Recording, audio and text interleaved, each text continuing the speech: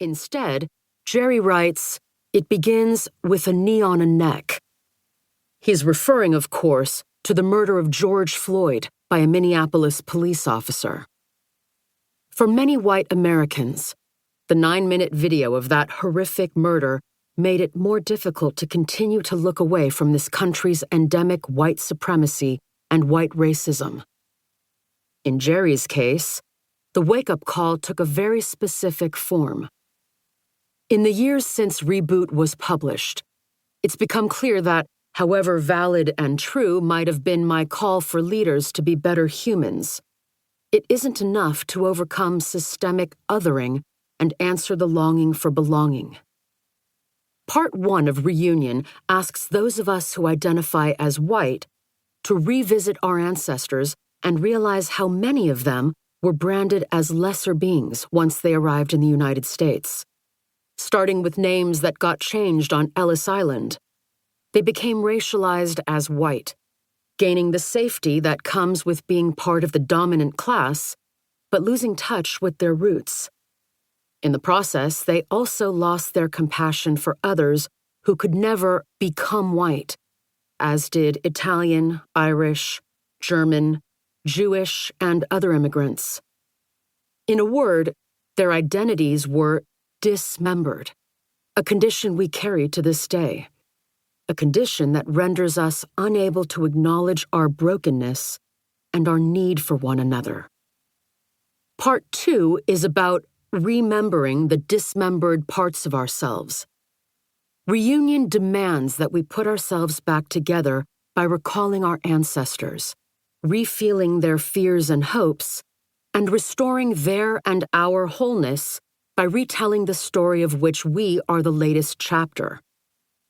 Do this well, and we lay the ground for a new, more generative encounter with the other, rooted in the radical notion that across all lines of difference, your story is my story too.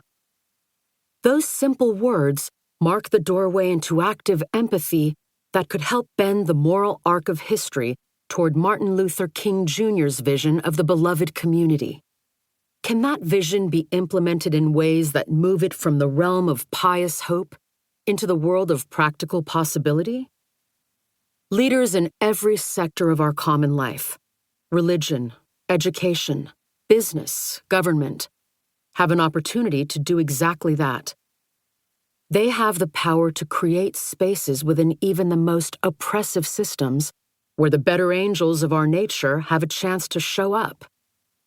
As they do, we can come together on critical missions where joining hands is not only a means to an end, but an end in itself, missions that are defeated by all forms of othering.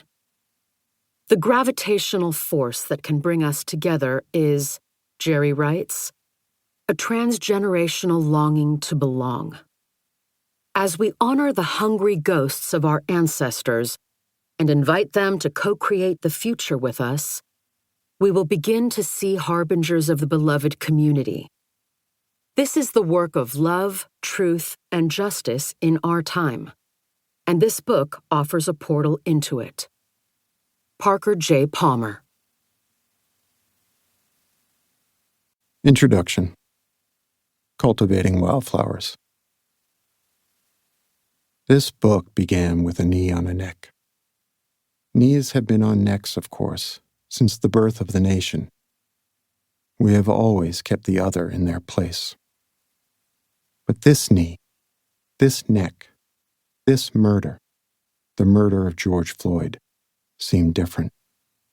It was May 2020, when the world was still processing the shock of the onset of the COVID pandemic, a time when those in power allowed the fear of a virus to metastasize into a crisis of division. Health measures such as face masks and lockdowns morphed into badges of tribalism and separation. And rather than confronting the pandemic and using the crisis to unify, our leaders, people we trust to keep us safe, drove us further apart, undermining an already tenuous sense of belonging for so many. The pandemic didn't create the injustice.